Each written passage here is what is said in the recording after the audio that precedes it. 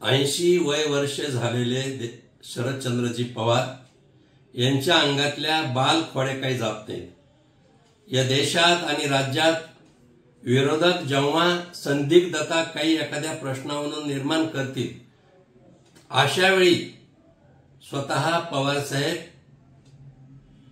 मोठा दगड घेतात, चिखलात टाकून देतात, जेणेकरून चिखल सगळ्याच्या अंगावर जाईल।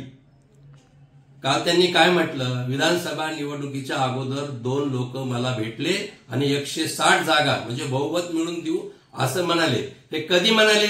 10 महिने पवार साहेब काही बोलले नाही, कुठल्याही आरोपावर त्यांची प्रतिक्रिया नाही। इंडिया आघाडीची बैठक काल दिल्लीत झाली।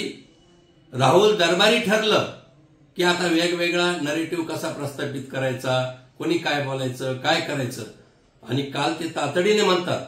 माझा असा एक त्यांना सवाल आहे की पवार साहेब, वयोमाने तुम्हाला आठवत नसेल तर मला याची खात्री की तुमच्याकडे 2 लोक कोण होते। एक असेल संजय राऊत, उबाटाचे प्रवक्ते, आणि दुसरे असतील जितेंद्र आव्हाड, कारण हेच तुमच्याकडे सतत येत होते महाविकास आघाडीची मोर्चेबांधणी करण्यासाठी, आणि हे 2च निश्चित तुम्हाला म्हणाले असतील की आम्ही 160 जागा निवडून देऊ, 160 जागा निवडून देऊ। कदाचित तुम्हाला तेच म्हणायचंय, मग तुम्ही काय करायला? कोण लोक होते त्याचं नाव नाही, कोण आलं त्याचं तुमच्याकडे फोन नंबर नाही, हेच असतील याची मला खात्री।